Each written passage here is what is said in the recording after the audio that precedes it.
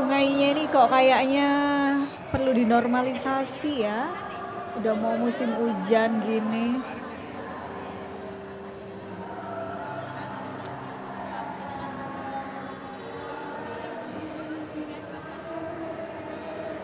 Oh, monggo Pak. Nggih, monggo Pak. Nggih monggo. Pak, monggo. Wah, monggo Pak. Datang lagi nih. Kok kayaknya bolak-balik datang ke warung ini, Pak. Enak kayaknya ya. Kelihatannya kerasan ya. Kelihatannya kerasan. Iya, Pak. Emang enak di ngobrol-ngobrol di sini. Wah, Pirli di warung pinggir kali. Bener. Wah, gimana kabarnya ini Bapak-bapak? Alhamdulillah. Oke, sebelumnya mungkin mau pesan apa ini minumnya? Kopi tanpa gula. Kopi tanpa gula juga. Jenengan apa? Kopi manis. Oke, kopi tanpa gula 2 sama kopi manis 1 ya. Oke, luar biasa hari ini. Pagi-pagi udah kesini nih, hadir di sini bersama dengan narasumber yang luar biasa, sahabat Telusur Banyu. Assalamualaikum warahmatullahi wabarakatuh. Senang sekali kita jumpa lagi dalam podcast PUSDA Jawa Timur bersama saya Silka Suarizona. Tentunya dalam podcast ini ruang bincang yang selalu mengalirkan inspirasi tentang air, lingkungan dan masa depan kita. Sahabat, pembangunan infrastruktur sumber daya air bukanlah hal yang murah, biayanya besar tapi manfaatnya luar biasa. Karena itu air yang terkelola dengan baik bisa digunakan untuk banyak kebutuhan pertanian, industri hingga rumah tangga. Dan hari ini kita akan membahas topik yang menarik sekali dan juga butuh kerja sama kita bersama nih, yaitu normalisasi sungai perlu swadaya masyarakat. Dan tentu saja hari ini sudah hadir di Wapirli kita ada Bapak Husnul Arif, Wakil Ketua Komisi D Dapil 8 Fraksi Nasdem DPRD Jatim. Siap. Cek. Hadir Mbak, terima Luar kasih. biasa. Ini berarti dari Kediri tadi langsung ke sini Pak? Betul. Saya pakai tab ya. Siap, monggo. Biar baca Dan juga pakai kami tab. hadirkan Bapak Dr. Andes Haji Satip MSI dari Komisi D Dapil 5 Fraksi Gerindra DPRD Jawa Timur. Assalamualaikum Pak Satip. Waalaikumsalam warahmatullahi wabarakatuh. Ketemu lagi Mbak Firly. Ini langsung dari Lumajang ke sini? Saya kebetulan dapat tugas dari kantor. Jadi kita 3 hari kunjungan kerja kaitannya dengan pansus kode etik dan tata beracara dari NTB. Jadi tadi pesawat jam 9 saya langsung mampir ke warung sini, luar biasa. Luar biasa, terima kasih loh Pak. Haus. Haus. Perjalanan jauh sekian jam butuh kopi di sini Mas. Iya, betul, Luar biasa. kopi. Kerasan saya ngopi di sini. Baik, terima kasih Pak Satip dan juga ada Bapak Syukur Sugeng Apriwianto ST dari Komisi Pengendalian Daya Rusak Air TKPSDA WS Ulang Rejoso di Pasuruan. Assalamualaikum Pak. Waalaikumsalam Mbak. Gimana nih kabarnya? Alhamdulillah sehat selalu. Oke, saya manggilnya apa nih Pak Syukur, Pak Sugeng? Kang Apri biasa Kang dipanggil. Apri, siap Kang. Oke. Siap hari ini Kang Apri, Pak Arif dan juga Pak Satip kita akan ngobrol soal normalisasi sungai. Yang ini juga hal yang penting kita lakukan karena mungkin banyak problematika terkait dengan sungai-sungai kita dan berbagai macam faktornya. Tapi sebetulnya kalau kita bicara normalisasi mungkin dari Kang Apri dulu deh, normalisasi sungai itu sebetulnya apa sih Kang? Mungkin banyak sahabat Telusur Banyu yang belum tahu ya, normalisasi itu sebetulnya diapain sih? Gitu. Ya, terima kasih. Normalisasi dalam konteks apa ini? Sungai? Sungai memang sesuatu yang harus dilakukan. Jikalau memang sungai itu salah satunya disedimentasi, terjadi sedimentasi. Kemudian normalisasi sungai juga bagian dari menanggulangi banjir gitu. Nah, sedimentasi ini memang menjadi akar persoalan Bapak ya. Karena situasi apa itu di hulu biasanya itu sekarang ini alih fungsi lahan itu bisa membawa humus, kemudian terjadi sedimentasi di sungai itu. Nah, sedimentasi yang ini harus kita normalisasi supaya nanti utama tinggi genangan ya, tinggi genangan, kemudian waktu itu tidak terlalu lama, sehingga air nanti bisa kembali normal gitu. Nah, supaya daya tampung kapasitas sungai ini menjadi cukup untuk menampung air yang melewati sungai tersebut begitu. Oke, kalau di Pasuruan ya dengan ini ya, wilayahnya Pasuruan. Ya, di Pasuruan memang banyak sungai-sungai yang tersedimentasi itu. Banyak sekali, Mbak. Oke. Ya, jadi itu beberapa sudah dilakukan di Sungai Welang, ada di Sungai Gembong, kemudian ada di Rejoso juga gitu, yang dilakukan normalisasi gitu. Oke, apakah ini sama terjadi di Dapil Jaringan Pak Arief, wilayah Kediri dan sekitarnya, bahwa sungai-sungai ini memang perlu dinormalisasi karena mungkin salah satunya sedimentasi dan lain sebagainya? Siap, Mbak. Ini tadi saya mampir ke sini, belum kenalan. Oh. Saya memanggilnya Pak Apri apa Pak Sugeng? Kang Apri aja. Kang Apri, siap. Pun demikian dengan jenengan. Di Wapir ini sebelumnya kayaknya yang punya ini beda-beda ya. Sekarang ini ownernya sama CTV gitu mungkin ya. Iya, cuman ini. Saya manggil Ning siapa atau Mbak siapa ini? Silka. Ning Silka. Pak, Ning ya. Silka. Siap. Silka, ya.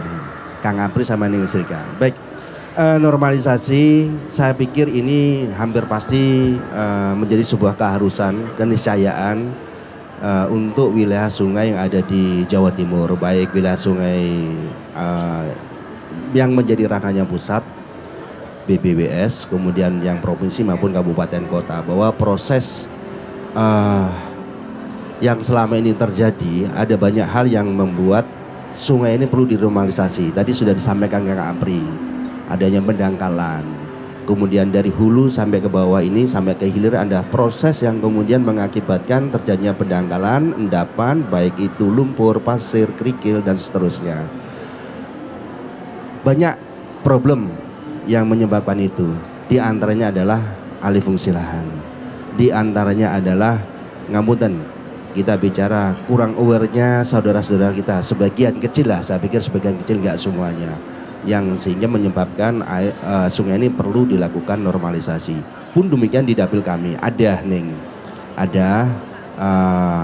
hampir semua sungai yang ada di Jawa Timur memang perlu dilakukan normalisasi secara berkala. Tujuannya seperti apa? Yang disampaikan Kang Apri tadi sudah jelas, bahwa arus air dari hulu ke hilir nanti normal, tidak terjadi luapan yang akhirnya menyebabkan banjir. Kemudian satu dua hal lain nanti yang kaitannya dengan lingkungan ini juga pastinya memerlukan penanganan supaya kejerian air, fungsi air yang nantinya salah satunya adalah untuk konsumsi air minum itu juga bisa menjadi layak gitu nih. Siap. Kalau dapil jenengan Pak Satip, apakah juga terjadi hal yang sama? Saya pikir kalau kita bicara sungai, karena kan kewenangan dari PUSDA Jawa Timur itu kan menangani sungai ya Kang Apri ya. Kebetulan Kang Apri ini masih tetangga dengan saya. Artinya tetangga dapil, tetangga dengan Lumajang Apri ya. Jadi karakternya hampir sama ternyata. Karena kan seperti yang ada di Jember, Lumajang, Probolinggo, kemudian Pasuruan, tambah Kediri. Nah ini kan kita itu hulunya kebanyakan ada di gunung kan gitu ya, dari gunung, sehingga karakternya hampir sama. Dimana ketika musim hujan ini kita betul-betul disibukkan dalam rangka untuk menangani banjir. Nah dari situlah makanya PSDA ini ketika sudah mendekati musim hujan, pasti banyak program itu yang berkaitan dengan pengerukan sedimentasinya. Karena apa? Karena itu tadi seperti yang disampaikan Kang Apri bahwa normalisasi itu salah satunya adalah untuk melakukan pengerukan sedimen agar sungai tersebut mampu menanggung beban air hujan sehingga risiko banjir itu bisa kita kurangi. Di samping fungsi-fungsi yang lain dan tujuan-tujuan yang lain seperti penataan sirkulasi air untuk pertanian, di samping itu lah. Nah dari situ ketika musim hujan kita sudah rasanya hidup damai dengan banjir. Nah Cuman persoalannya gini, sebenarnya kita itu ingin kaitannya dengan penanganan banjir ini, jangan ketika kita kompak selalu kolaborasi dengan lembaga-lembaga lain dalam rangka menangani banjirnya. Kalau bisa ya antisipasi banjirnya itu yang paling utama. Karena seperti yang sampaikan Kang Apri tadi, ini kan kebanyakan seperti yang saya katakan juga, hulunya itu kan banyak di pegunungan. Jadi banyak lahan yang sudah alih fungsi tadi, mau ndak mau, akhirnya kemampuan lahannya ada di situ untuk menyerap air itu sangat berkurang. Nah, ketika ini timbul erosi, maka pasti dari atas ke bawah. Lah, bawah itu biasanya sungai kan gitu ya, Pri ya. Lah, akhirnya tanah-tanah itu mengendap di sungai lah. Inilah salah satu yang bisa menyebabkan banjir. Ya di samping sebab-sebab yang lain masih banyak lagi, seperti itu, Mbak. Oke, jadi kalau tadi terjadi sedimentasi dan lain sebagainya, itu salah satu faktornya ada pada hulunya. Artinya untuk perbaikan kan juga harus dari hulu gitu ya Pak Arief ya? Atau sudah ada catatan atau rekomendasi kebijakan nih, yang supaya kita mengatasi tidak hanya pada kemudian normalisasi sungai, tapi itu terjadi terus ketika hulunya tidak dibenarkan juga gitu. Betul. Iya, Neng Selga. Jadi yang disampaikan Pak Satip saya sangat sepakat, demikian juga yang sudah disampaikan sama Kang Sapri, bahwa kita lebih ke arah aware, pencegahan dulu ya. Pencegahan dari hulu. Apa sih penyebabnya sedimentasi? Selain faktor alam, kemudian ada yang bisa dicegah, yaitu kaitannya dengan fungsi alih lahan. Bahwa yang ada di atas ini satu diantaranya adalah bahwa perkebunan, persawahan yang ada di atas pegunungan ini kemudian berubah. Yang awalnya itu tanaman keras menjadi tanaman musiman, akarnya kurang kuat, sehingga tanah ini tidak berfungsi optimal dalam rangka menyerap air. Ada tingkat kejenuhan air. Itulah yang kemudian menyebabkan tanda kutip diantaranya adalah longsor, tanda kutip diantaranya adalah penyebab sedimentasi. Banyak kerikil, pasir, lumpur yang kemudian terbawa hanyut ketika hujan. Yang kedua, ada banyak sekali lahan yang kemudian awalnya untuk pertanian maupun perkebunan kemudian berfungsi atau beralih menjadi bangunan. Nah, ini kemudian menjadi problem juga. Nah, proses yang sudah sedemikian rupa yang terjadi, inilah yang menjadi tantangan kita, bagaimana kita harusnya itu mencegah. Jangan kemudian terjadi banjir, terjadi masalah dari BBWS, dari PUSDA, dari kabupaten kota, dari pegiat lingkungan, baru bergotong royong, nilainya lebih besar, biayanya lebih besar. Tapi kalau kita berusaha mencegah, Pak, insya Allah nanti ada, selain kita memastikan tidak terjadi bencana, biayanya juga irit. Neng Silka. Jadi sekali lagi saya sangat sepakat dan memang sebuah keharusan bahwa perencanaan yang matang, bagaimana kita mencegah terjadinya banjir, bagaimana kita mencegah terjadinya problem-problem sungai harus dilakukan lebih awal, harus direncanakan secara komprehensif, secara matang, melibatkan partisipasi publik termasuk di antaranya dengan Kang Sapri.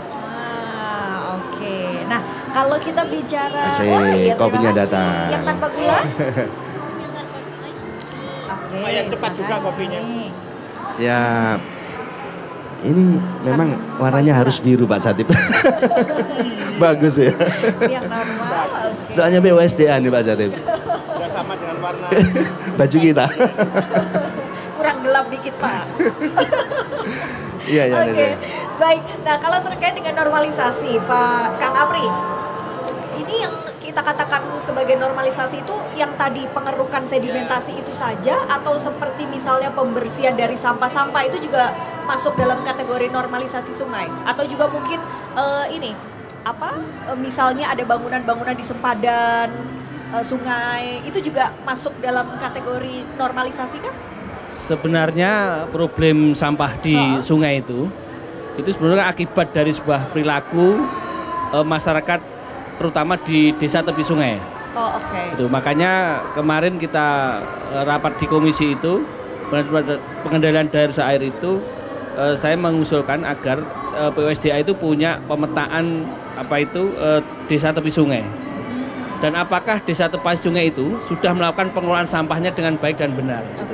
Tata kelola yang benar itu juga, sehingga nanti tidak mencemari, memberikan sampahnya ke sungai, atau kita bahasa guyonnya itu tempat sampah terpanjang.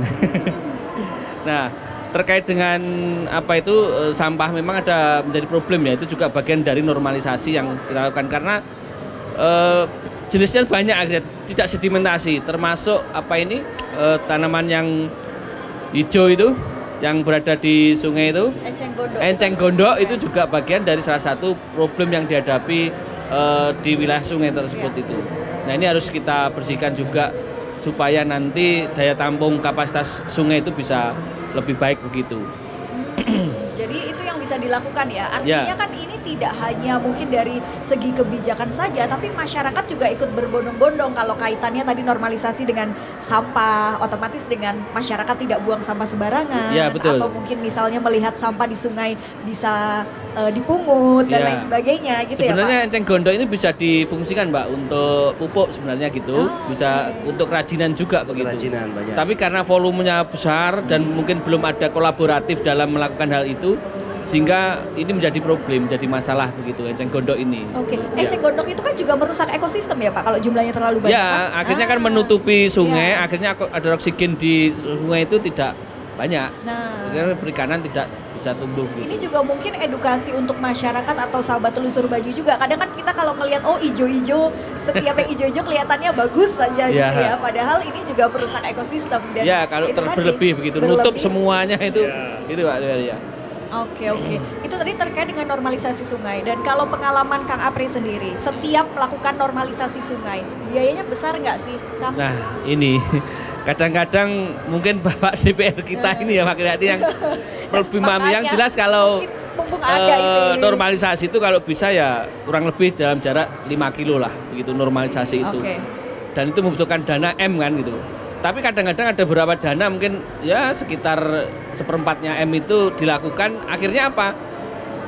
Malam turun hujan, terjadi sentimen lagi, kembali lagi itu. Makanya ini Bapak Wakil Rakyat kita ini juga harus mulai mencermati ngapunten terkait dengan proporsi anggaran untuk teman-teman di Pusda ini, karena memang efeknya luar biasa apabila normalisasi ini tidak dilakukan dengan terintegrasi antara hulu, tengah dan hilir ini, karena dampak dari banjir ini akhirnya ke sektor ekonomi, sosial, lingkungan dan sebagainya.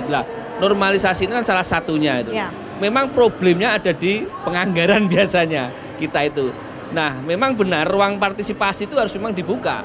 Masyarakat terutama dalam hal tadi yang sudah disampaikan wakil rakyat kita yang dari Kediri Nasdem ini, bahwa alih fungsi lahan ini. Nah, pertanyaannya kan lebih pada pencegahan.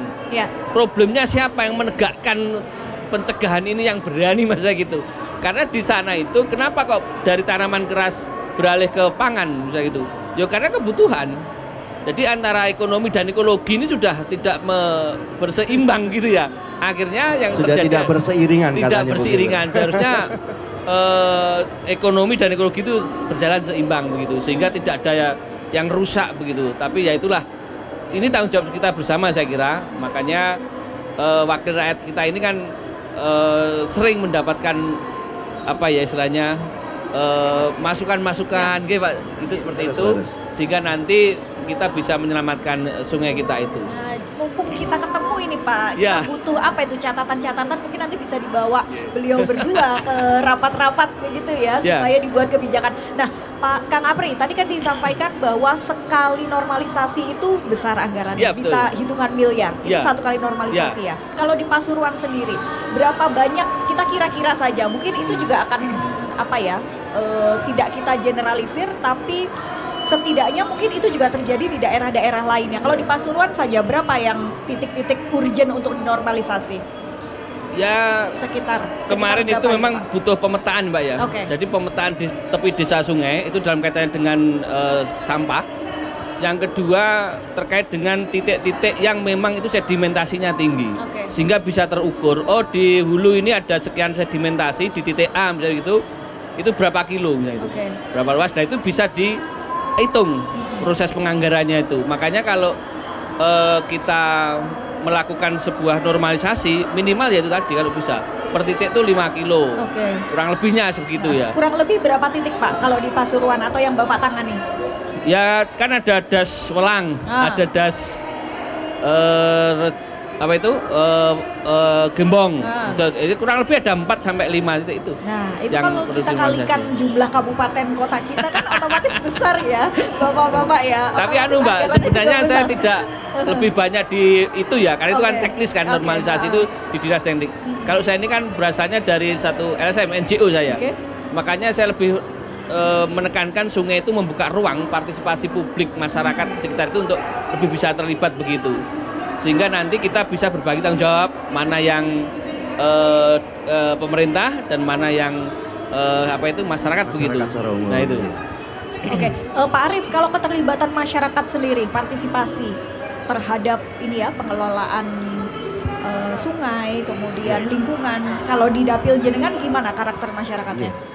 Sebelum saya jawab itu Neng Silka, tadi bicara penganggaran dulu. Sebenarnya ada Pak Satip ini di Banggar, senior. Tapi sepemahaman saya, kalau kita bicara kekuatan fiskal Provinsi Jawa Timur, dibilang kurang pasti kurang, dibilang cukup ya memang adanya itu. Tapi saya ingat bahwa di APBD 2025 termasuk perubahan itu PUSDA insya Allah sekitar 560-an sekian ya Pak Satip ya, dengan mengelola wilayah sebesar Jawa Timur. Maka ini tidak bisa diselesaikan sendiri, nanti kaitannya dengan penganggaran. Dan yang perlu diketahui Mbak Silka, Kang Apri, bahwa di 38 kabupaten kota yang ada di Jawa Timur kita memiliki banyak sungai yang kemudian rananya ada di BBWS. Ada juga yang di provinsi, ada kabupaten kota. Kebetulan kalau dapil saya lebih dominan dimiliki oleh pusat, Balai Besar Wilayah Sungai Brantas, BBWS Brantas. Kemudian yang agak barat lagi, Balai Besar Wilayah Sungai Bengawan Solo. Nah, wilayahnya Pak Satip, wilayahnya Kang Apri ini memang dominasinya adalah wilayahnya ranahnya provinsi. Kemudian tadi disampaikan terkait dengan normalisasi, apa sih item-itemnya saja. Tidak hanya pengurukan Mbak, tidak ada pengurukan, tapi ada juga pelebaran, memfungsikan kembali fungsi bantaran sungai, kemudian perapian. Jadi itemnya cukup banyak yang ketika kita bicara normalisasi, yang tujuan utamanya adalah bagaimana air ini mengalir sampai jauh gitu Pak ya. Sampai jauhnya begini Pak. Sampai ke sana. Seperti yang disampaikan Pak Satip ini, itu sudah Bengawan Solo, gimana Pak Satip lagunya waktu itu? Air mengalir sampai jauh. Pertanyaannya tadi apa? Bagaimana, sejauh mana partisipasi masyarakat dalam ikut menjaga lingkungan? Persoalan sungai, persoalan banjir ini tidak bisa diselesaikan oleh pemerintah, tidak bisa diselesaikan secara parsial, tapi harus komprehensif. Harus ada partisipasi publik termasuk masyarakat, termasuk komunitas, termasuk kelompok-kelompok yang kemudian peduli lingkungan gitu nih Silka. Sejauh mana? Nah, sebenarnya kalau pertanyaan ini lebih ke Kang Apri yang langsung bersentuhan dengan komunitas-komunitas atau pegiat-pegiat lingkungan. Tapi saya meyakini bahwa keterlibatan masyarakat dalam persoalan banjir, persoalan lingkungan di Jawa Timur ini lumayan aktif dan progresif. Mungkin begitu Kang Apri ya. Di beberapa kesempatan kemarin kita ketemu dengan saudara kita yang berada di Jombang, kemudian ternyata punya ini rekanan, punya ini kelompok, kemudian yang ada di hampir seluruh kabupaten kota. Termasuk kita ada program yang sekolah sungai ya Kang ya. Sekolah sungai. Ya ini partisipasi publik Mbak. Ini partisipasi publik. Dan ini kita dorong dan terus kita dorong bagaimana PUSDA nanti bisa berkolaborasi baik dengan pemerintah kabupaten kota maupun dari Kementerian Pusat, bahwa adalah semacam edukasi yang kemudian membangkitkan partisipasi publik untuk menjaga lingkungan maupun sungai. Gitu nih saya nambah ya, mungkin ruang partisipasi tadi itu kelembagaannya namanya KMPS. Oh KMPS ya. Komunitas Masyarakat Peduli Sungai. Siap. Nah kami sendiri juga punya salah satu tempat yang saya kasih nama Pak Wali, Pusat Konservasi Pak Kali. Jadi dulu ceritanya sungai itu penuh dengan sampah, kemudian digunakan untuk BAB, makanya itu kalau bahasa kita WC terpanjang itu karena di sungai itu. Kalau buat sampah tempat sampah terpanjang itu. Nah dari situ kita melibatkan para anak muda di situ. Di salah satu dusun Sukun Desa Bakalan Purwosari itu di Pasuruan itu. Nah sekarang ini jenis ikan lokal itu kemarin kita nebar dengan teman-teman di Dinas Perikanan itu sekitar 20.000 jenis ikan wader dan sebagainya itu ke sungai tersebut. Yang kedua, sungai itu juga dimanfaatkan untuk budidaya ikan gitu, sehingga kami sekarang ini mengembangkan konsep kali bergizi. Bagaimana kali itu menjadi salah satu nilai yang bisa memberikan gizi pada masyarakat sekitar sungai itu dengan cara merawat dan berbudidaya ikan di situ, ikan lokal terutamanya gitu. Jadi di sana itu kalau sudah mulai bulan purnama itu ikan itu kan kelihatan Pak. Nah itu anak-anak itu sudah tidak main HP lagi kalau malam, dia sudah cari ikan, dapat udang, dapat water dan sebagainya. Itu sedikit gambarannya ya. Dan memang betul salah satu selain kelembagaan itu ada edukasi yang melakukan sekolah sungai itu. Kami di situ menerima beberapa kampus untuk magang di situ. Dari kampus yang ada di Jawa Timur itu, bahkan kemarin kita dimintai memberikan edukasi sekolah sungai itu kurang lebih 3 bulan dari anak SMK Perikanan di Pasuruan itu. Itu Pak gambarannya. Artinya sebetulnya banyak program ya yang kemudian sudah dijalankan dan masyarakat juga menginisiasi sendiri juga. Tadi komunitas peduli sungai itu juga banyak dilakukan di daerah-daerah lainnya juga ya Pak? Nah makanya kalau ini perlu kita scale up ya, kita dorong lebih besar lagi. Karena KMPS ini nanti juga tidak hanya berbicara sungai tapi juga akan berbicara tentang pengetahuan tentang kebencanaan begitu. Karena mereka ini kalau nanti banjir mereka bisa membantu teman-teman yang ada di desa tersebut itu. Nah beberapa jargon ya istilahnya gerakan yang mau kita kembangkan itu Pak. Akhirnya itu kali bersih, sehat, nol bencana. Jadi bagaimana kali itu menjadi bersih, menarik gitu ya bagi masyarakat. Kemudian sehat, bagaimana ekosistem di sungainya itu juga bisa untuk bertumbuh tanah, ikan dan sebagainya itu. Makanya kami kalau kali sehat itu harus kalinya bergizi. Mancing di sungai kan sudah. Sekarang mancing itu dapat sandal, dapat ini kan gitu. Nah seharusnya juga menjadi yang kedua nol bencana. Memang kita bagaimana menempatkan sungai itu nanti tidak menimbulkan konteks dalam menyumbang kebencanaan dengan cara banjir sebagainya. Normalisasi itu kan bagian dari usaha kita. Tapi itu tadi wujudkan kali bersih, sehat, nol bencana. Wujudkan kali bersih, sehat, nol bencana. Ya Pak. Wujudkan kali bersih, sehat, nol bencana. Tagline-nya begitu kita. Bagus. Kang Apri, untuk mewujudkan semuanya itu kan butuh partisipasi masyarakat ya. Dan mungkin diawali dengan teman-teman komunitas tadi yang kemudian menggerakkan masyarakat sekitarnya. Tapi juga hal-hal seperti ini kan betul-betul bisa terlaksana atau terimplementasi dengan benar kalau ada payung hukumnya atau regulasinya juga jelas gitu ya. Nah secara regulasi apakah memang sudah diatur atau memang masih perlu dibenahi, ditambahkan secara regulasi terkait dengan edukasi mungkin dan lain sebagainya. Siapa nih? Monggo Pak Satip. Baik. Boleh minum Pak? Oh monggo. Iya keburu dikit. Yang enak Pak, gitu monggo. ya. Minum dulu baru ngomong ya. Iya. Kopi. Jadi bisa lama ini ya. Itu sebenarnya ngopi itu pelanggaran Pak ini. Kenapa tuh Pak? Ya karena dokter kulit menyarankan saya minum kopi nanti tambah hitam. Alhamdulillah ternyata kopi tanpa gula itu nikmat. Jadi gini, kalau kita bicara kaitannya regulasi, mungkin yang perlu sebenarnya gini loh. Sebenarnya banyak kok regulasi yang sudah ada itu meskipun ini tidak bicara khusus kayak sungai. Tapi persoalannya kan gini, seberapa jauh sih regulasi yang sudah ada itu dijalankan? Kan itu tuh persoalannya.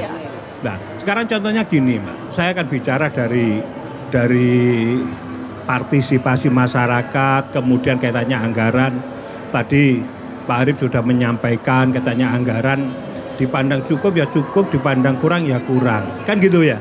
Kalau kita melihat ketersediaan fiskal yang ada, ya cukup memang anggarannya cuma segitu kan gitu Pak Arif ya. Tapi kalau kita melihat realita di lapangan, ya jangan pernah bicara cukup. Seperti katakan Mas Apri tadi, sekarang dengan jarak 5 kilo butuh berapa meter kan gitu ya kasarnya ya. Nah, memang seperti itu kondisinya ada. Jadi parameter kita tidak bisa kita pakai parameter anggaran yang ada atau kebutuhan yang ada. Kita juga harus melihat sumber anggarannya juga, gitu loh. Sebenarnya gini, kalau kita bicara regulasi dulu, dalam rangka untuk mencari anggaran, di samping itu dari APBD, makanya kelemahannya kan gini, selama ini kita selalu dipatok pada pikiran APBD. Kekuatan APBD kita sangat terbatas, bukan hanya Jawa Timur saja. Semua wilayah di Indonesia kalau kita bandingkan dengan kebutuhan lapangan, ketersediaan fiskal sangat jauh. Tapi jangan lupa, di Jawa Timur, di Indonesia itu ada undang-undang tentang CSR yang melekat pada pembentukan perusahaan, perseroan, berbadan hukum. Itu ada. Kemudian di Jawa Timur ada juga diturunkan menjadi perda tentang CSR. Lah, CSR ini setiap perusahaan yang berbadan hukum itu wajib mengeluarkan, kalau di agama kita itu ada zakat mal kan gitu ya. Kalau ke negara ada aturannya, harus mengeluarkan 2-4% dari keuntungan yang ada. Lah, kalau ini jalan, saya pikir kita bicara anggaran tidak begitu menjadi beban. Karena di Jawa Timur aja ada berapa perusahaan. Cukup besar sekali, tinggal provinsi dan kabupaten kota ini berkolaborasi dalam rangka untuk menangani CSR ini. Nah, kalau kita bicara air, kita kalau PSDA kita bicara sungai. Sungai dari hulu sampai hilir, hilirnya ada di mana? Ada di laut, kan ya. Kemudian yang sering terjadi sedimentasi itu di daerah hilirnya. Karena apa ya, dari atas tadi kan katut air ya, katut air sampai ke bawah. Nah, padahal di situ kebanyakan sungai kita itu melewati perusahaan-perusahaan besar. Contohnya, katanya dengan Perhutani, BUMN. Kemudian ada lagi perusahaan kehutanan wilayah provinsi, Dinas Kehutanan. Kemudian ada lagi PTPN.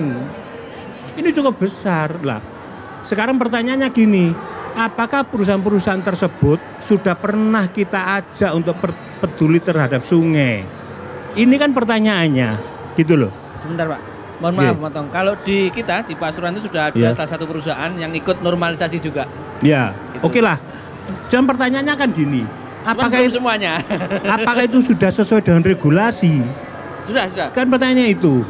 Karena gini, saya yakin sampai sekarang, mudah-mudahan salah keyakinan saya. Mudah-mudahan salah. Saya yakin sebagian besar tidak ada perusahaan yang open kok terhadap keuntungan. Keuntungan saya 1 tahun ini sekian miliar, rasanya enggak mungkin, gitu loh. Nah, kemudian biar ini betul-betul tertata, tersistem seperti yang ada di undang-undang dan perda. Sekarang pertanyaannya gini, siapa sih yang berhak mengelola ini? Kan seperti itu. Karena ini menyangkut wilayah kerja di Jawa Timur. Kalau kaitannya di sini itu kaitan sumber daya air, berarti sungai juga harus mendapatkan aliran dari CSR tadi. Sampai sekarang nggak jelas kok. Betul. Nah ini loh, ini yang harus betul-betul kita gali. Saya di setiap kegiatan event yang berkaitan dengan OPD mitra kami, saya selalu bicara CSR.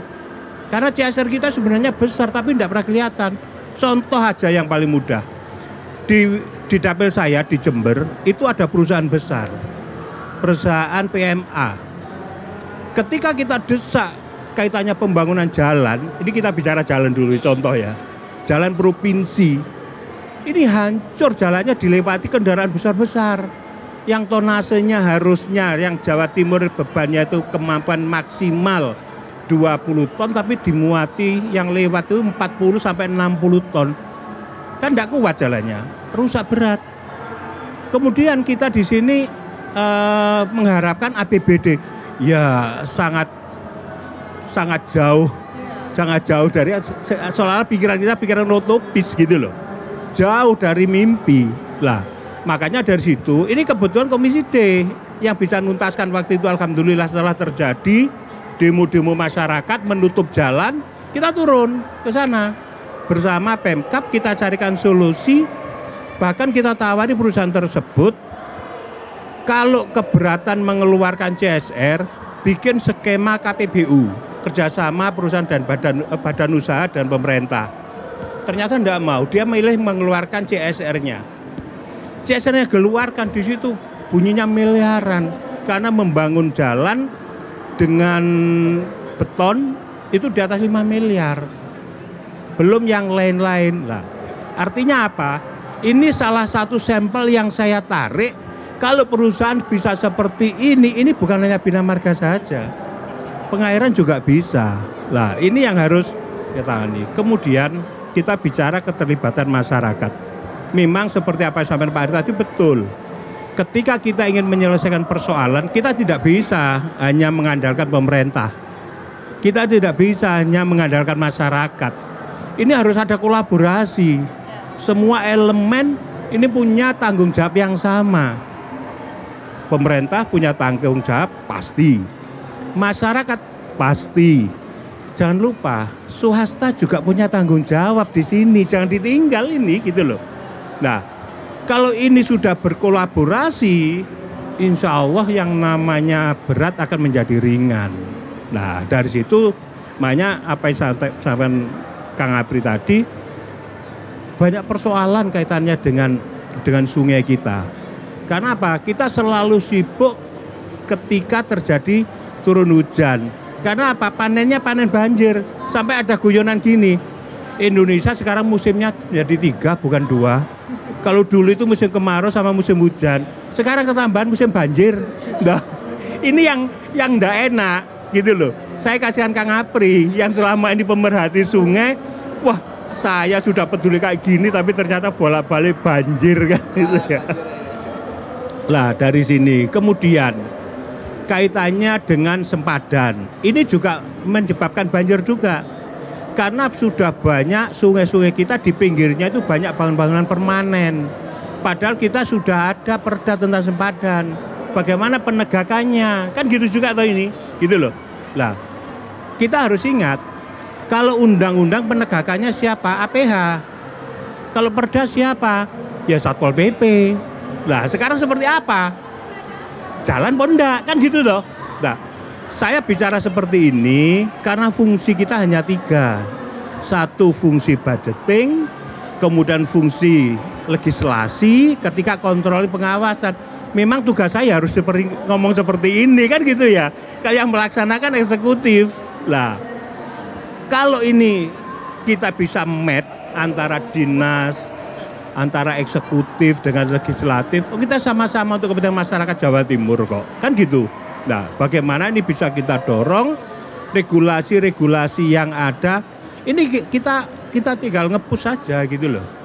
Karena kaitan regulasi sudah ada. Memang kalau regulasi secara khusus kaitannya kolaborasi memang saya belum pernah menemukan Kang Apri. Ini kan kesadaran dari kita semua yang berkaitan dengan regulasi yang sudah ada. Karena sepadan Kang Apri sudah dengan kemampuan NGO-nya sudah mengajak masyarakat, mendorong masyarakat. Pemerintah juga sudah ngatasi kaitannya dengan normalisasi. Kalau dilakukan normalisasi kan berarti sebelumnya tidak normal. Iya kan? Kan gitu. Lah, ini yang harus saya tekankan. Sekarang banyak di pinggir jalan, sungai-sungai yang dipasang pagar biar orang tidak buang sampah kan gitu Apri ya. Kasihan Kang Apri ini, kasihan seperti orang-orang seperti Kang Apri ini biar tidak plastik panjang apa-apa. Ya, betul. Tempat sampah terpanjang. Nah, intinya di situ. Jadi yang jelas katanya sungai ini harus kolaborasi dan menjadi tanggung jawab kita semuanya.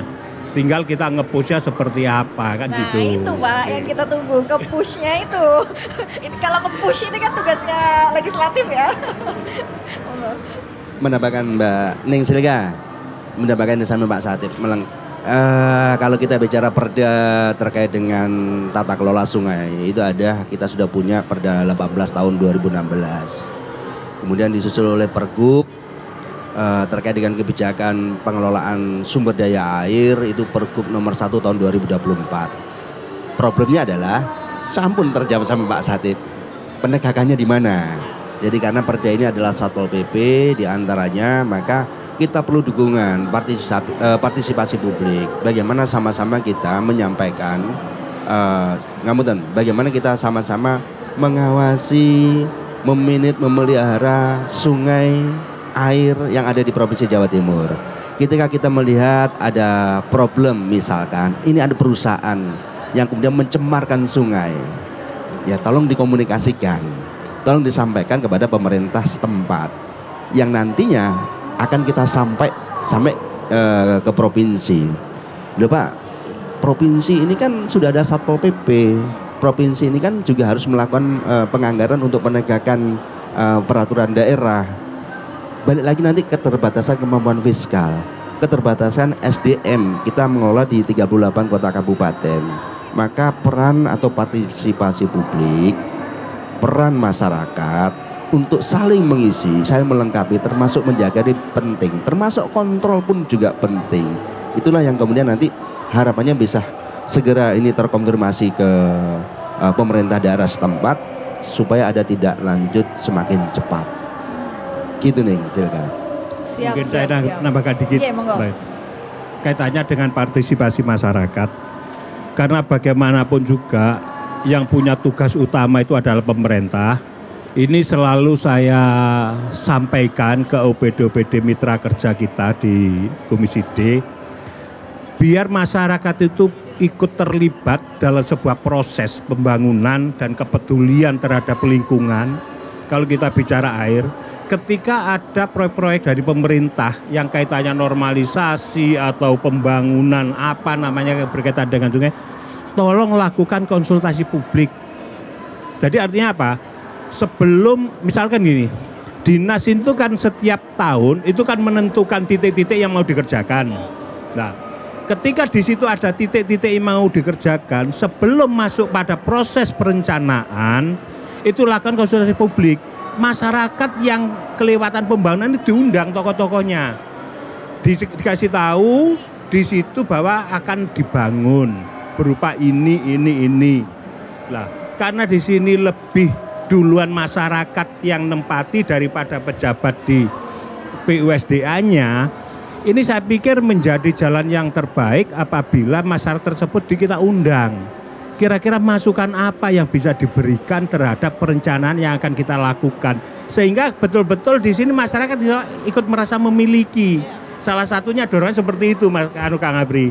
Jadi biar mereka tidak hanya menjadi penonton, tahu-tahu dibangun loh. Harusnya tidak gini, kalau gini nanti seperti inilah.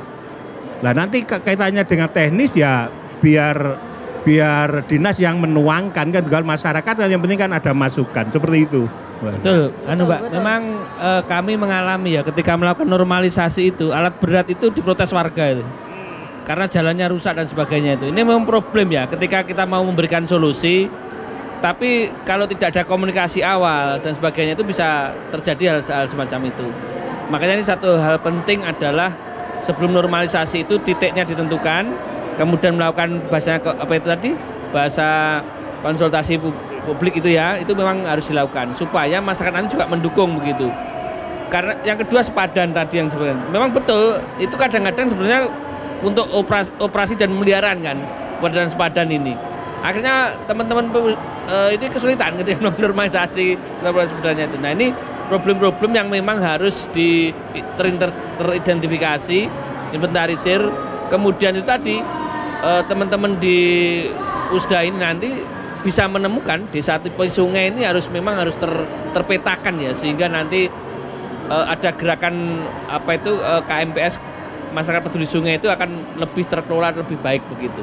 Dan memang saya berharap kepada wakil kita ini yang terhormat ini agar mendorong proses partisipasi di tingkatan masyarakat itu lebih digalakkan lagi.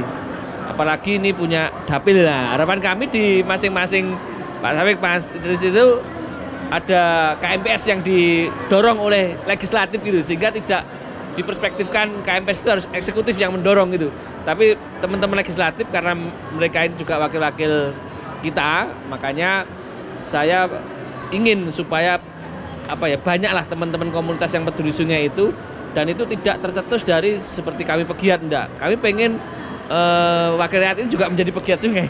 Gitu. Sehingga bersama-sama kita legislatif masuk, eksekutif masuk, saya kira itu akan menjadi sebuah harapan kita semua ya terhadap itu tadi jargon kali bersih, sehat dan nol bencana itu bisa kita wujudkan. Wah, luar biasa. Pak, monggo gorengannya dimakan Mungkin dulu. cerita sedikit boleh Pak ya? Boleh dong Pak. Tadi Pak Soe kan belum menemukan konteks peran perusahaan ya. Ya. Memang betul belum semuanya.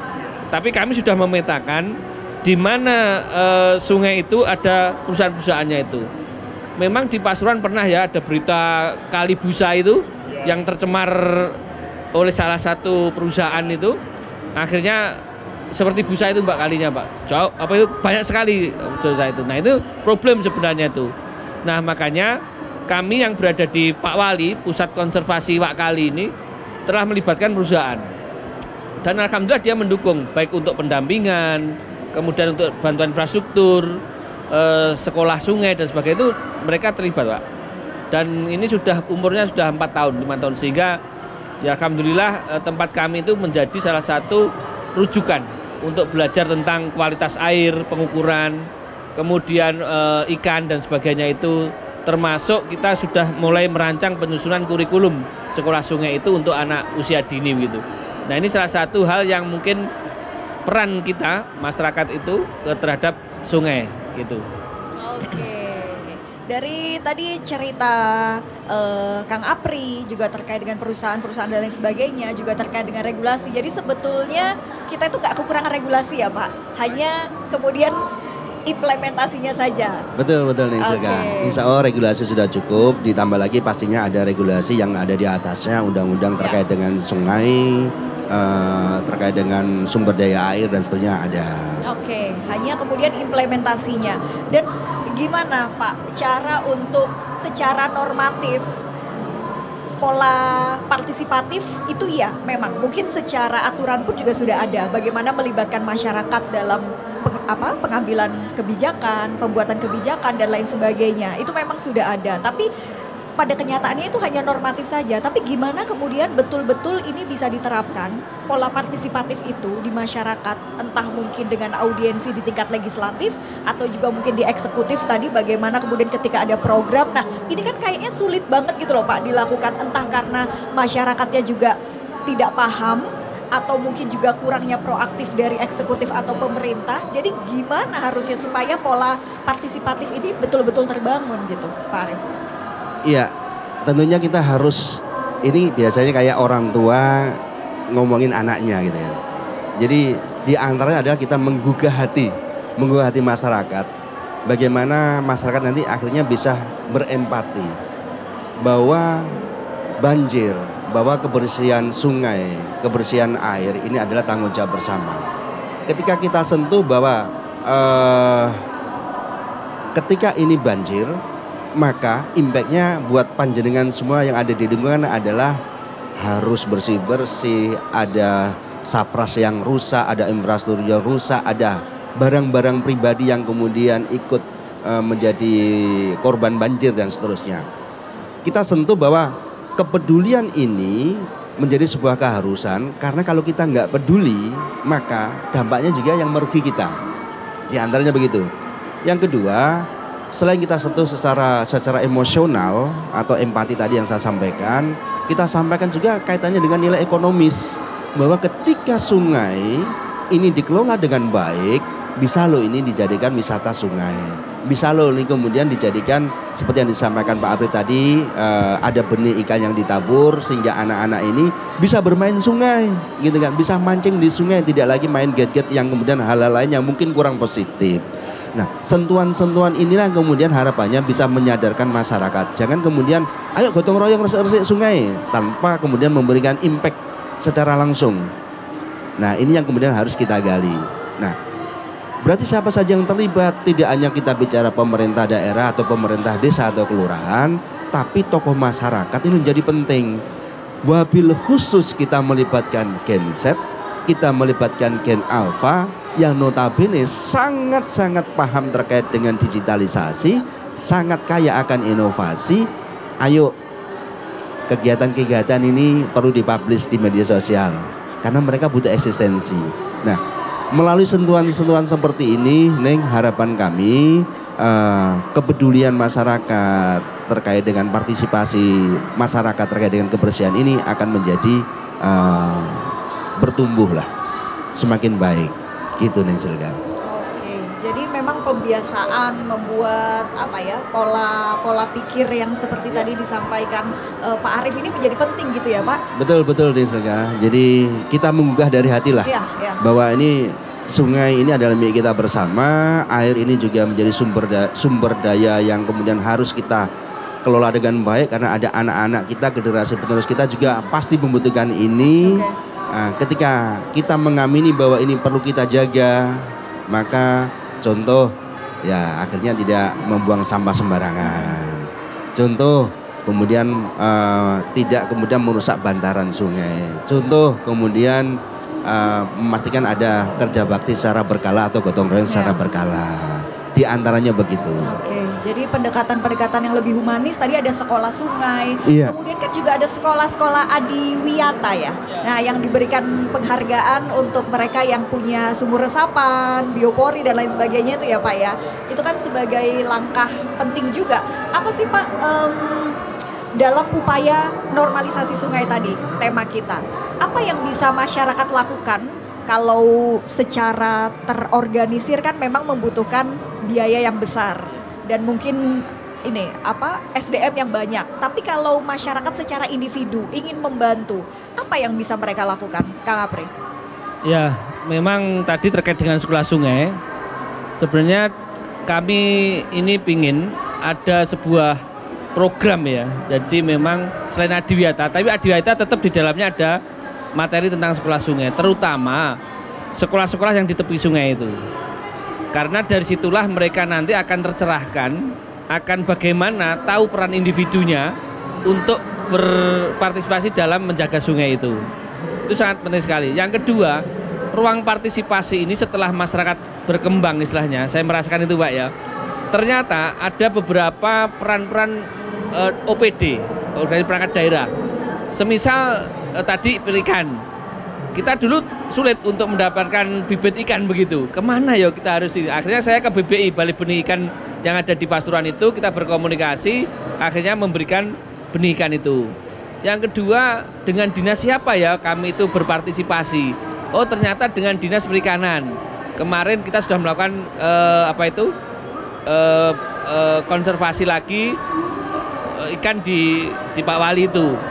Kemudian terkait dengan pengembangan dari sisi tadi sekolah tadi, ternyata kita harus juga berkomunikasi dengan peran dinas pendidikan seperti itu, karena kita melibatkan sekolah-sekolah yang ada sehingga ada ruang partisipasi di tingkatan perangkat daerah yang memang itu harus kita dorong. Misalkan nanti kalau sudah berkembang lebih lagi ada peran dari DPMD desa itu, supaya desa nanti juga mempunyai konsep tentang pengelolaan sampahnya. Yang berikutnya itu adalah peran-peran dari perusahaan. Tadi sudah saya sampaikan, memang harus tahu peta perusahaan yang di tepi sungai itu siapa saja yang atau berkaitan dengan sungai yang terdekat dulu lah. Itu kita petakan. Dari situ mereka bisa kita kumpulkan sehingga mereka nanti bisa memberikan sedikit partisipasinya kepada sungai ini, entah itu dalam bentuk pemberian kelembagaan, penguatan kelembagaan KMPS-nya, mungkin dia akan berpartisipasi langsung dalam satu perusahaan di Pasuruan itu memberikan untuk normalisasi begitu. Nah ini salah satu hal yang memang harus disampaikan banyak ke orang begitu, perusahaan, supaya perusahaan ini tidak merasa bahwa sungai itu bukan bagian dari kehidupan untuk keberlanjutan usaha ekonominya mereka itu. Saya kira itu. Kalau terkait dengan partisipasi individu, saya lebih mementingkan pada konsep edukasi dulu, pencerahan dulu. Dengan pencerahan melalui sekolah sungai, mereka akan tahu apa yang harus dilakukannya untuk memperlakukan sungai itu menjadi bagian dari kehidupan. Dan sisi lain memang ada potensi wisata Pak ini. Ada potensi wisata yang bisa dikembangkan oleh masyarakat, makanya ada Pokdarwis itu bisa menggunakan kerjasama dengan Pusda untuk mengembangkan sungai itu, sehingga ada sedikit partisipasi dalam bentuk kewisataan, sehingga masyarakat tidak hanya berkontribusi mungkin dalam hal materi, tapi dalam konsep wisata itu malah mendatangkan uang sehingga mereka bisa sejahtera, bisa berdaya dan bisa berkontribusi terhadap pembangunan yang ada di sekitar sungai itu. Dicat, kemudian kasih taman, ada edukasinya, itu sangat menarik sekali. Sehingga terjemahan sungai itu tidak hanya sebagai sebuah air yang mengalir, tempat yang mengalir, tapi sendi-sendi kehidupan itu bisa merasakan manfaat dari situ. Itu menurut saya, Pak. Ya, benar, menarik sekali Pak, dan harapannya semua masyarakat juga punya pemikiran yang sama ya. Apalagi bisa sampai mengembangkan dengan inovasi-inovasi desa wisata dengan sungainya dan lain sebagainya. Namun mungkin yang menjadi problem adalah itu belum sepenuhnya kemudian terinternalisasi dalam setiap individu gitu ya. Sehingga ya masih banyak juga masyarakat dengan kebiasaan-kebiasaan buruk, apalagi yang mungkin tinggal di seberang sungai dan lain sebagainya. Tapi kalau saya kembali ke bapak-bapak anggota dewan ini, nah tadi kan dengan berbagai permasalahan yang ada, kemudian kita ambil satu case tadi, perusahaan yang harusnya memang mereka paham terkait dengan CSR dan lain sebagainya, bahwa lingkungan itu juga pasti terdampak. Jadi tidak serta-merta kemudian mereka mendirikan perusahaan dengan sisi ekonominya, tapi juga ada dampak yang dihasilkan begitu. Nah, apakah ketika misalnya jenengan dalam rapat dengan Komisi D lintas sektor gitu ya, membahas terkait hal ini, kemudian pemetaan soal lingkungan, pemetaan bagaimana tadi perusahaan-perusahaan. Nah, apa Pak yang sudah mungkin jenengan suarakan atau jenengan sampaikan supaya memang perusahaan-perusahaan ini lebih aware bahwa mereka ya tidak hanya sekedar apa ya berdiri sebagai perusahaan hanya dari perspektif ekonomi saja gitu. Nanti ditambahkan Pak Satip. Jadi saya ingat betul bahwa ada community perusahaan-perusahaan yang kemudian mengelola CSR bersama. Yang kemudian CSR ini diantaranya adalah memang disalurkan ke lingkungan. Di antaranya yang paling sering adalah bekerja sama dengan teman-teman Dinas Lingkungan Hidup. Kaitannya dengan sampah, kaitannya dengan pembersihan sungai, kemudian jupui sampah di tepian laut itu loh Pak Satip. Itu pernah disampaikan dan itu sudah sering berjalan. Tapi apakah itu sudah optimal? PR-nya tadi yang disampaikan Pak Satip, gak semuanya perusahaan ini kemudian aware. Tanda kutip, semoga salah katanya Pak Satip. Apakah ada yang bicara transparan? Hasilnya perusahaan itu adalah sekian. Sehingga ketika harus mengeluarkan dana CSR 2-4%, betul-betul bisa digunakan secara optimal. Nah, maka mungkin yang disampaikan Kang Amri adalah ketika perusahaan-perusahaan itu lokasinya atau tempatnya itu ada di seputaran bantaran sungai, ada di seputaran daerah aliran sungai, gak jauh dari sungai, itu yang kemudian yang nampak. Tapi kita bicara secara makro, bahwa CSR ini tidak hanya wajib kepada perusahaan yang berada di situ. Ada banyak perusahaan-perusahaan yang kebetulan posisinya tidak ada di seputaran itu. Maka yang sudah dilakukan pemerintah provinsi yang saya pahami itu adalah memang ada semacam community atau kelompok yang memang perusahaan-perusahaan swasta yang mengelola CSR-nya bersama-sama untuk kegiatan lingkungan. Nah, maka kami pun mendorong semakin masif ini dilakukan, kemudian adalah yang kemudian harus dioptimalkan. Prioritasnya mana, kita bicara kebersihan, kita bicara lingkungan, kita bicara sampah dan semuanya prinsip ini harus berseiringan. Jadi pentingkah perusahaan swasta? Harus, kemampuan fiskal kita pasti terbatas. Kita bicara tidak hanya provinsi, kita bicara juga ada di kabupaten kota, kita juga bicara ada di pemerintah desa dan seterusnya. Ketika kolaborasi ini bisa dilakukan, maka Pak Insya problem-problem yang ada di lapangan itu juga akan berkurang. Gitu Neng, silakan. Baik, Pak Satip ada tambahan Pak? Iya, jadi gini Mbak, saya kadang-kadang sampai jengkel ya. Saya jengkel kalau bicara CSR itu dalam diartikan pengertian yang sempit. CSR itu kan corporate social responsibility. Nah, ini kaitannya kepedulian perusahaan terhadap lingkungan. Ya. Nah, kalau lingkungan ini kan luas. Kadang-kadang ini cuma diartikan kaitannya dengan bagi-bagi sembako. Ini yang perlu kita luruskan gitu loh. Nah, kaitannya dengan lingkungan, tanggung jawab perusahaan terhadap lingkungan. Ini yang harus betul-betul kita maksimalkan.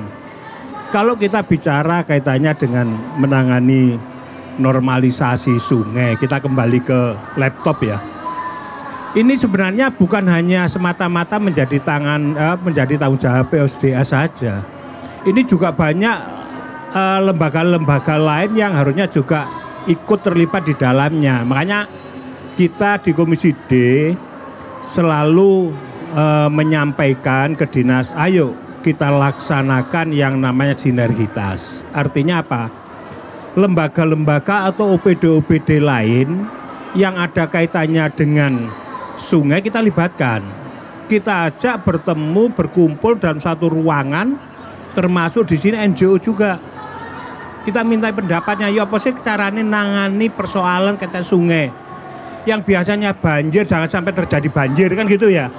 Berarti di sini kita harus bicara sungai itu mulai dari hulu sampai hilir.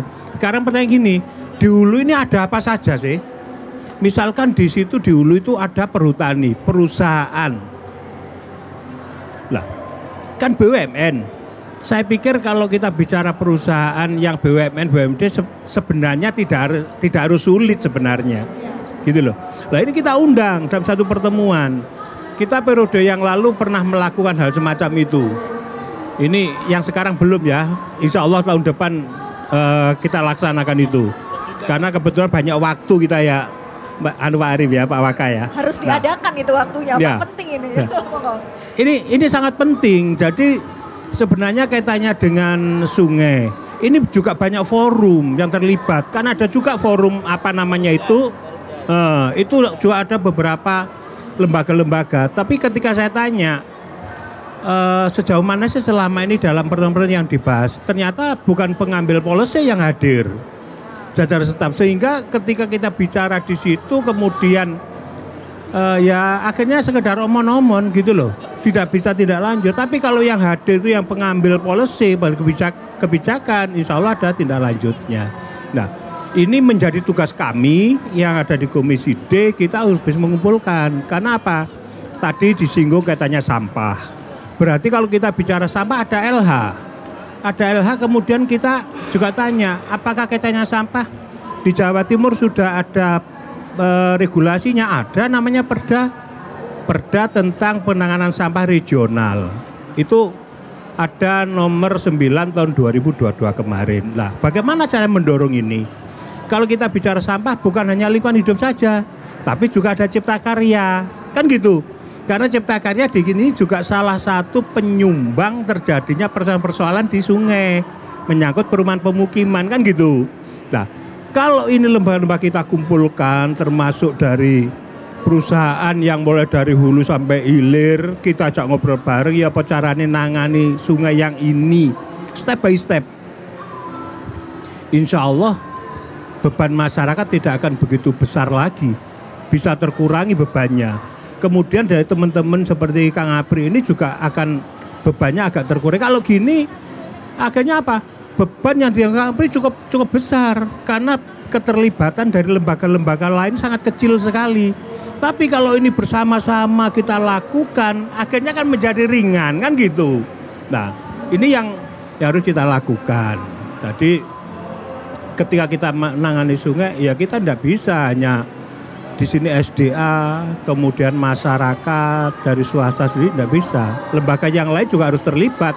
Karena di sini banyak melibatkan lembaga-lembaga lain gitu loh. Jangan sampai dibiarin, eman, iya, betul. gitu loh. Nah sekarang kaitannya dengan BUMD. Apa BUMD sekarang ini juga kaitannya CSR sudah patuh. Karena ini kan ya plat merah gitu loh.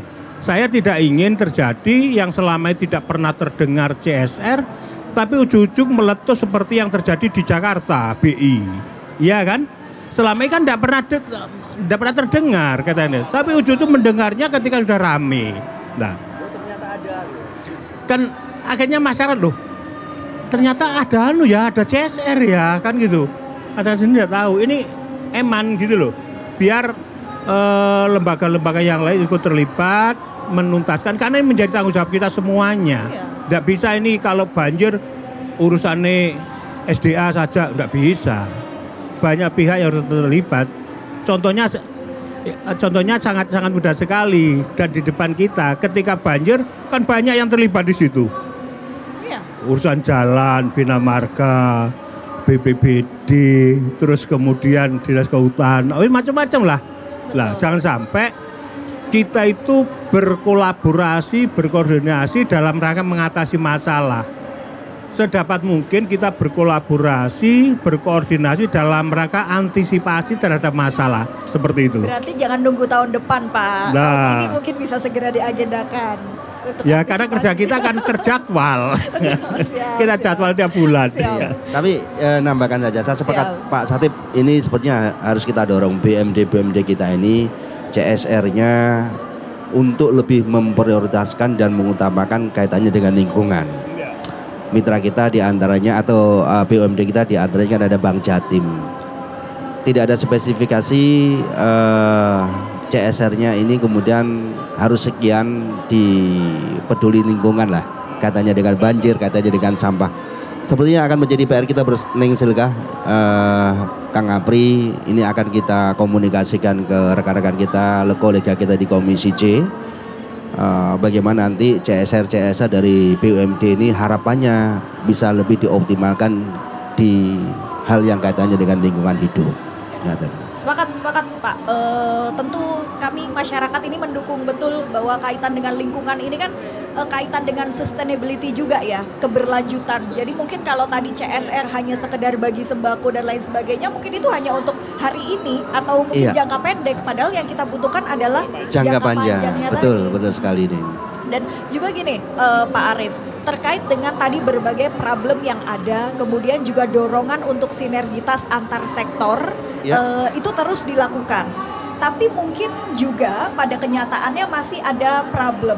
Perlukah Pak sebetulnya pemberlakuan sanksi? Kalau Perda kan memang sebetulnya tidak mengatur tentang sanksi ya. Tapi mengatur.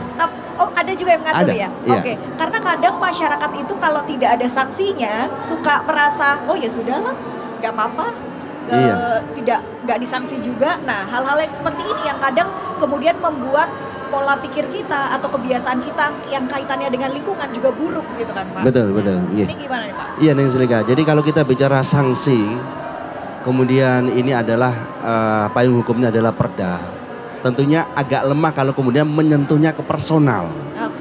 Sanksi yang kemudian dari peraturan daerah ini lebih pasnya ini ketika menyentuhnya ke lembaga Pak Satip ya.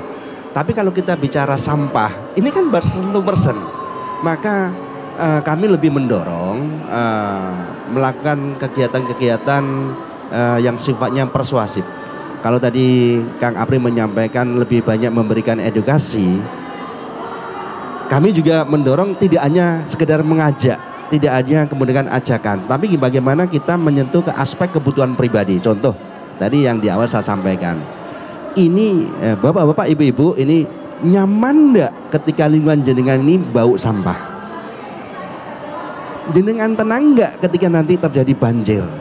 Kita sentuh empati, kita sentuh hatinya supaya masyarakat ini kemudian muncul rasa memiliki bahwa sesuatu yang masuk ke ranah pribadinya ini kalau terganggu, maka biasanya naluri manusia ini kemudian berubah Mbak. Dibandingkan dengan Amit, Kang Apri, kalau sampean buang sampah di kali, saya denda 100.000. Gak apa-apa bayar 100.000 gitu kan. Kamunya nggak begitu. Daripada nanti saya harus buang sampah ke sana kemari. Banyak sekali larangan-larangan yang kalau kita lewat di Ngambutan di pedesaan itu kan sering buang sampah di kali ini atau di dalam membuang sampah gitu kan akan kena denda sekian, akan ini. Tapi orang itu lebih nyaman, lebih enak saya bayar 100.000 daripada saya diviralkan. Contohnya gitu. Itu kan kalau viral kan menyentuh ke ranahnya pribadi. Ketahuan di foto maka akan dipublish di media sosial. Itu kan hukum sosial akhirnya. Tapi kalau kemudian hanya sifatnya materi, denda-denda itu biasanya kebanyakan masyarakat ini kemudian ya sudahlah saya bayar denda aja. Nah, maka yang perlu dilakukan menurut kami adalah melakukan kegiatan-kegiatan persuasif yang sifatnya untuk menyentuh hatinya, merasa memiliki. Yang kedua, lakukan dari skala kecil. Jangan kemudian kita bicara desa X, tapi kita langsung mulai dari tingkatan RT, tingkatan RW. Kalau mulai dari kecil ini kan lebih mudah kontrol nih Selega, dibandingkan kemudian kita berikan kebijakan secara umum berlaku di kecamatan Y, berlaku di desa X. Ini lebih sulit. Tapi kalau kita kemudian menyampaikan mulai dari RT RW yang bersentuhan langsung dengan lingkungan, bersentuhan langsung dengan sungai, ini yang kemudian kita sampaikan. Ketika mereka ini merasa memiliki sungai, maka otomatis akan menjaga, sehingga warga dari RT lain, RW lain, desa lain juga akan dikomunikasikan. Jangan kemudian apa? Melakukan kegiatan-kegiatan sifatnya inklusif, melibatkan tadi yang saya sampaikan Gen Z, Gen Alpha, Karang Taruna. Ini lebih oke daripada kita kemudian menyampaikan gotong royong tingkat RT, melibatkan bapak ibu warga yang ada di RT itu. Tapi kalau kita spesifik Karang Taruna misalkan, ini anak-anak. Kalau anak-anak yang ilino, Pak, sampean kok aja mbok sampean kono lho, aku izin mbek kanca-kancaku, misalkan begitu. Nah, anak-anak ini biasanya menjadi inspirator buat orang tuanya. Ngapunten, kalau kita bicara selama ini siapa sih yang paling aware terkait dengan lingkungan antara orang tua sama anak-anak gitu kan? Ya, Ning Silka sudah tahu jawabannya. Siapa sih yang kebanyakan membuang sampah di sungai kan begitu kan? Tapi kalau anak-anak ini kemudian menjadi role model, bisa mampu menjadi role model untuk menjaga kebersihan, kemudian mampu mengkomunikasikan di media-media yang terintegrasi, yang menjadi senengannya beliau ini, media sosial terintegrasi, soalnya ada gadget yang setiap saat bisa diambil. Kemudian ada media-media yang sangat banyak sekali, media sosial itu tentunya ini akan menjadi hal yang positif. Bagaimana upaya partisipasi publik, upaya mencegah dari awal atau dari dini ini bisa berjalan dengan baik. Oke, siap. Nah, ini catatan juga nih buat ini ya para sahabat telusur Banyu, bahwa hal-hal tadi penting banget untuk dilakukan. Dan ini juga apakah sudah disampaikan atau betul-betul pemerintah ya, eksekutif ini ayo lakukan itu gitu ke masyarakat dengan pendekatan yang humanis gitu, Pak Arif? Betul. Ini yang ketika bicara sungai, dominasinya yang bersentuhan secara langsung adalah pemerintah desa nih Pak Satip ya. Pemerintah desa, masyarakat yang ada di tempat, ini kan dominasinya di sana. Betul. Ada regulasi tentunya. Saya memahami dan sangat meyakini bahwa hampir atau mungkin semua lah, lebih tepatnya semua kabupaten kota pasti memiliki perda yang kaitannya dengan lingkungan, kaitannya dengan sungai, kaitannya dengan sumber daya air. Ada perda di situ. Pemerintah desa, saya meyakini juga ada upaya-upaya bagaimana mencegah terjadinya problem. Sekarang PR-nya adalah menggugah hati masyarakat supaya aware, supaya peduli, supaya merasa memiliki. Kemudian kalau ini ada problem, berimpact kepada dirinya sendiri. Kayak tadi yang saya sampaikan, nek banjir resikonya nek sampean, Pak. Kalau sampah ini kemudian numpuk, dibuang sembarangan, terjadi banjir, yang rugi itu jenengan, Pak. Orang juga jenengan, gak hanya orang lain, tapi jenengan sendiri. Kalau sampah ini kemudian tidak diproses ke tempat pembuangan akhir dengan secara baik, maka lingkungan kita akan bau. Contohnya begitu. Yang rugi jenengan. Jenengan mau anak-anak jenengan gak sehat karena terkontaminasi sampah, bau sampah dan seterusnya. Oksigen yang dihirup tidak menjadi oksigen yang sehat. Sentuh di hatinya. Nah, ini perlu komunikasi dan partisipasi pemerintah daerah, kota dan kabupaten, pemerintah desa untuk masif mengkomunikasikan hal itu. Gitu. Ya, itu penting sekali ya Pak, karena kadang banyak kebijakan yang kemudian putus di tengah, dalam arti kayak seperti tadi halnya mungkin betul. jenengan sudah mendorong nih pemerintah provinsi, kemudian mungkin melalui pemerintah kabupaten kota juga turunannya menggalakkan itu komunikasi, tapi kemudian mungkin sampai di tengah-tengah putus, pada akhirnya pemerintah daerah juga mereka clueless, nggak ngerti harus apa, karena mungkin ya itu tadi ada komunikasi yang putus di sana. Nah itu kan yang sering kali menjadi problem kita gitu, problem klasik ya Pak. Betul nih Silka, sedikit menambahkan lagi, di dinas lain, di mitra kami juga ada dinas lingkungan hidup, ini diantaranya upaya memberikan apresiasi. Jadi kita jangan hanya mendorong, mensosialisasikan edukasi. Bagaimana ketika mereka ini sudah melakukan hal itu, apresiasi apa kan gitu kan. Biasanya nih masyarakat kita, kami ini, ketika ada gimmick, nanti nek sering sisi tak tukokno handphone kan gitu gak Pak Satip ya. Tak tukokno sepeda motor, tak tukokno sepeda ontel dan seterusnya. Termasuk itu. Di LH itu ada program Desa Berseri, Neng Silka. Jadi melalui proses tertentu, kemudian penilaian tertentu, ada reward baik berupa rupiah maupun berupa sapras. Dan ini menjadi penting supaya masyarakat yang ada di desa itu bersama-sama, kolektif kolegial untuk menjaga lingkungan, kolektif kolegial untuk memenangkan program atau lomba Desa Berseri. Pemerintah provinsi khususnya dari Dinas Lingkungan Hidup masif melakukan itu. Kalau PUSDA, mitra kita yang saat ini kita lagi diskusi ini, memang lebih ke arah bagaimana air yang ada di sungai ini pemanfaatannya untuk irigasi. Bagaimana air di sungai ini kemudian tidak menyebabkan terjadinya banjir gitu kan. Tapi secara makro kita bicara lingkungan, tidak bisa berdiri sendiri PUSDA. Ada lingkungan hidup, ada cipta karya. Seperti yang disampaikan Pak Satip tadi.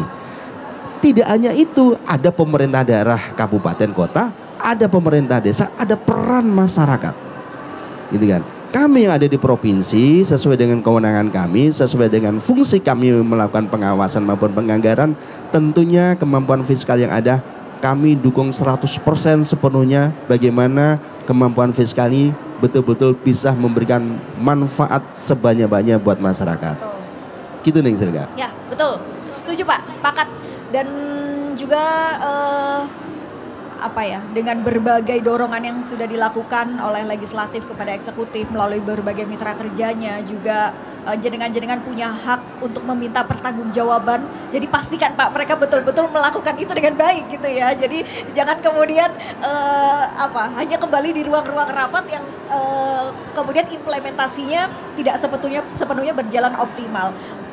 Kang Apri, mungkin bisa disampaikan juga ke masyarakat atau sahabat telusur Banyu bahwa dampak yang dihasilkan sehingga kita harus menormalisasi sungai itu besar, sehingga ayo kita jaga bersama. Nah mungkin ini pesan untuk masyarakat juga ya, apa yang bisa mereka lakukan? Iya, kalau bicara tentang menjaga itu saya ingat Sunan Bonang yang memberikan tongkatnya kepada Sunan Kalijogo, itu yang menjaga tongkatnya kurang lebih 3 tahun di sungai. Artinya sebenarnya yang kita bicarakan ini sebenarnya kepada tataran syariat ya. Sebenarnya kalau sungai itu sebenarnya tempat untuk berintrospeksi, untuk mengenali diri sendiri, lingkungan dan Sang Gusti. Kalau Kalijogo kan begitu. Sehingga sungai itu tidak menjadi hiruk pikuk, bahwa sungai itu kalau sesuai dengan perannya, fungsinya, kemanfaatannya dan sebagainya itu sebenarnya tempat yang sangat nyaman untuk kita berinteraksi. Gitu. Nah, Sunan Bonang ini kenapa Sunan Kalijogo ini disuruh di tepi sungai untuk menjaga tongkatnya itu? Sebenarnya itu perlambang ya bahwa kita itu harus menjaga sungai itu sebenarnya benar. Oleh karena itu begitu besarnya nilai normalisasi, kemudian dampaknya ketika terjadi banjir, maka peran masyarakat ini sangat dibutuhkan begitu. Nah, selain itu saya sampaikan pada Pak Dewan kita ini, penegakan itu penting gitu loh. Karena rencana tata ruang, RT/RW, kemudian alih fungsi lahan, itu sebenarnya ruang-ruang nyata yang bisa diselesaikan sebenarnya itu. Bukan ruang imajiner yang kita sulit untuk melakukannya. Tinggal mau ndak ini gitu ya. Karena dampaknya dinormalisasi itu memang besar, biayanya dan akibatnya itu tadi. Nah, oleh karena itu kami juga mengembangkan pertanian privasi namanya, pertanian regeneratif integrated farming system. Memang Bapak, ketika beralih fungsi lahan itu selain untuk rumahan, untuk pertanian yang sayur gitu, air itu sekarang ini daya serapnya ke bawah memang tidak terlalu banyak. Karena memang struktur tanah ini sudah banyak menggunakan pestisida kimia, sehingga tidak bisa menyerap air. Loh, air yang tumpah dari atas itu langsung ke bawah. Makanya perlu pertanian yang sehat atau pertanian organik. Sebenarnya misinya ada di situ.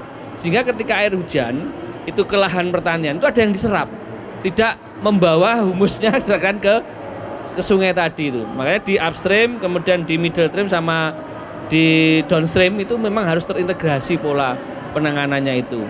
Nah, oleh karena itu masyarakat ini harus kata kuncinya teredukasi. Makanya pemetaan desa tepi sungai, perusahaan di tepi sungai, kemudian memetakan sekolah-sekolah itu sebenarnya bagian dari upaya kita agar Jogo Kali itu bisa terstruktur. Kemudian tercerahkan masyarakat itu dengan adanya konsep wisata, adanya kali bergizi tadi. Kalau di nol bencana ini sebenarnya di beberapa desa yang ada di Das Pasuruan itu sudah membentuk namanya Destana, Desa Tangguh Bencana. Nah, memang ini kolaborasi untuk kali bersih sehat nol bencana ini sudah ada sebenarnya di ruang-ruang di tingkat bawah pemerintah desa itu. Nah, makanya kami mohon kepada wakil rakyat kita ini menyampaikan aspirasi lah ya kami itu supaya mendorong Badan Penanggulangan Provinsi ini untuk memperbanyak, mempercepat desa-desa di tepi sungai yang kritis banjir misalnya itu untuk menjadi desa-desa. Nah, kebetulan kami juga sekarang ini lagi mendampingi beberapa desa di sana di Jawa Timur itu ada Lumajang, Pacitan, kemudian ada di Pasuruan, Malang sama Sampang. Kami di situ mendorong desa untuk menjadi desa tangguh bencana begitu. Nah, nanti desa tangguh bencana itu nanti ada kok kegiatan-kegiatan bagaimana mengenai rencana aksinya untuk menanggulangi banjir dan sebagainya itu ada di situ. Artinya itu sudah sampai di tingkat desa, tapi pintu masuknya Destana gitu. Kan kita tinggal melihat saja kan pintu masuk yang bisa dianggarkan di pemerintah desa itu. Kemudian termasuk KMPS itu sendiri. KMPS ini harusnya bisa menjadi bagian dari instrumen yang bisa bergerak di tingkat bawah, grassroots. Nah ini, sehingga peran mereka nanti itu bisa memberikan early warning system kepada desa-desa yang ada di bawah itu, sehingga ada komunikasi pencegahan terkait dengan terjadinya bencana itu tadi. Itu hal yang menjadi concern kita ya, tapi beberapa hal sebenarnya kalau kita bicara kembali lagi sekolah sungai, saya sudah kerjasama dengan Belanda waktu itu. Kami masuk melalui pelajaran P5 Pancasila itu ya. Dari situlah dikembangkan bagaimana siswa itu bisa mengerti tentang pentingnya sungai, kemudian apa yang harus dilakukan, tidak boleh buang sampah sembarangan, seperti itu, Pak. Nah, ini yang menjadi harapan kita agar pemerintah itu punya pemetaan jelas itu loh. Desa tepi sungai, sekolah tepi sungai, perusahaan tepi sungai itu diklirkan dulu. Kemudian baru kita tahu ancamannya apa. Jikalau masyarakat atau desa tersebut, desa tepi sungai itu tidak memiliki skema tata kelola pengelolaan sampahnya. Kemudian bagaimana sungai yang ada di Jawa Timur itu seharusnya bisa menjadi muatan lokal, Pak Wakil Rakyat ya, Pak Dewan itu. Menjadi muatan lokal. Sekarang ini banyak anak-anak nggak banyak paham kok tentang sungai, nggak banyak paham. Beberapa anak yang saya coba masuk itu pasti bilangnya, hei jijik, gitu. Artinya kotor sungai itu. Nah ini kan sudah menjadi hal yang cukup memprihatinkan kita. Sehingga kalau anak sudah mempunyai pemikiran itu pasti mereka tidak peduli, pasti tidak mau mengerti tentang sungai. Karena dia merasa jauh dari. Padahal dulu itu tempatnya mandi, begitu. Mereka beraktivitas berinteraksi dengan lingkungannya gitu. Nah ini yang yang kita sekarang concern lakukan itu di konteks komunitas seperti itu, sehingga nanti scale up atau keberadaan komunitas ini harus memang didorong. Makanya nanti peran planning ya, perencanaan, budgeting dari pemerintah itu mestinya dilihat sejauh mana porsi sekian duit yang ada di Pusda itu yang khusus untuk memperkuat kapasitas masyarakat lokal yang ada di tepi sungai itu. Kalau kita itu nanti ada porsinya misalkan Pak Dewan 5%, 10% ya dari situ untuk khusus memang menggarap masyarakat sipil atau masyarakat komunitas yang ada di tepi sungai. Saya kira itu baru bisa oke nanti, bukan kepada infrastrukturnya ya, tapi ada pos yang memang dikontrol, dicek oleh teman-teman dewan ini berapa sih ruang partisipasi yang bisa didanai oleh Pusda atau mungkin dari perusahaan itu. Saya kira itu saja, Mbak. Oke, menarik Pak Satip mau menanggapi. Jadi gini, Banggar juga. Ini yang sampaikan Kang Apri ini memang sangat menarik sekali, dan itu yang menjadi salah satu yang saya sampaikan di depan tadi, bahwa ketika kita mau merencanakan sebuah pekerjaan di sungai, kita harus melibatkan masyarakat. Lah, saatnya seperti ini, jadi kita lakukan serap aspirasi di masyarakat, kemudian kita masukkan ke perencanaan, sehingga dalam pembangunan itu akhirnya betul-betul tersistem. Jadi apa yang diharapkan masyarakat bisa terakomodasi dalam sebuah perencanaan. Kalau ini bisa jalan, ya insya Allah bukan sesuatu hal yang mustahil ketika kita bisa menyelesaikan persoalan tentang sungai secara step by step gitu loh. Nah dari sini nanti ini masukan yang sangat bagus Kang Apri, nanti bisa kita bawa ketika kita ada rapat kerja dengan PUSDA, juga tidak nutup kemungkinan dengan OPD-OPD yang lain gitu loh, karena kan antara OPD yang satu dan yang lain itu saling berkaitan. Nah dari situ mari untuk kaitannya dengan penanganan sungai, kita mulai dari diri kita dulu. Kita tidak usah ngajak orang lain dulu sebelum kita menata diri kita. Kemudian setelah kita dari diri kita sudah kita mulai, baru kita mengajak keluarga kita. Setelah keluarga kita selesai, baru mengajak orang-orang terdekat kita. Kalau ini bisa berkembang, insya Allah partisipasi masyarakat bukan sesuatu yang mustahil. Yang penting jangan sampai kita minta orang lain melakukan, tapi diri kita tidak mau melakukan. Ini yang menjadi bahaya. Saya pikir itu saja, Pak. Terima kasih. Siap. Pak Arif ada tambahan? Boleh. Saya sepakat Pak yang disampaikan Kang Apri, Kang Satip. Kang Apri kalau bicara desa tangguh bencana, memang ini satu SK-nya adalah dari kepala desa. Kemudian sinergitas atau kolaborasi dengan pemerintah provinsi, di mana stakeholdernya ada di Badan Penanggulangan Bencana Daerah.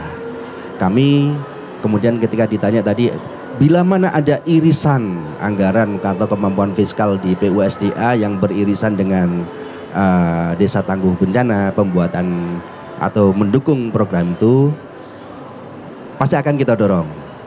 Pasti kita dorong. Tapi supaya ini tidak menjadi kemudian tumpang tindih Kang Apri, bahwa PUSDA memang lebih ke arah irigasi. Lebih ke arah bagaimana sawah 1.000 sampai 3.000 hektar ini menjadi tanggung jawab kami yang ada di PUSDA. Mitra kami maksudnya. Tapi kalau bicara desa tangguh bencana, memang sudah ada undang-undang yang mengatur terkait dengan pembentukan, pemberian SK, kemudian pihak-pihak mana saja yang kemudian terlibat. Tapi prinsip kami sepakat, apapun itu kemudian ketika kami bisa bersinergi, seluruh mitra kami bisa bersinergi untuk kaitannya dengan lingkungan, pasti akan kita dahulukan. Gitu Ning. Baik, terima kasih. Luar biasa, tadi banyak insight menarik juga dan juga mungkin bisa menjadi rekomendasi-rekomendasi ya Pak untuk dibawa lebih lanjut supaya berbagai penyelesaian dari problematika kita ini bisa segera terlaksana, khususnya kaitannya dengan tema kita normalisasi sungai, perlu swadaya masyarakat. Jadi untuk sahabat telusur Banyu semua, ayo kita sama-sama untuk menjaga lingkungan kita, khususnya sungai kita, karena ini juga tidak hanya untuk hari ini tapi untuk masa depan anak cucu kita. Jadi ayo kita jaga bersama. Terima kasih banyak Bapak Husnul Arif, Wakil Ketua Komisi D DPRD Jatim, Bapak Dr. Andes Haji Satip, terima kasih.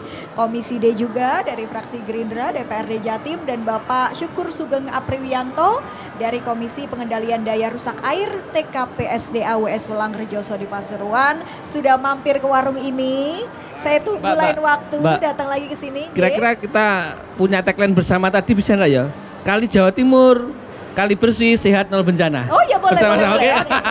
Kali Jawa Timur, jenengan yang bilang ya. Kali Jawa Timur, terus? Kali bersih, sehat, nol bencana. Oke. Kali Jawa Timur, kali bersih, sehat, nol bencana. Oke, terima kasih banyak. Luar biasa. Sehat selalu. terima kasih sahabat telusur Banyu semua. Kita jumpa lagi di podcast PUSDA Jawa Timur selanjutnya.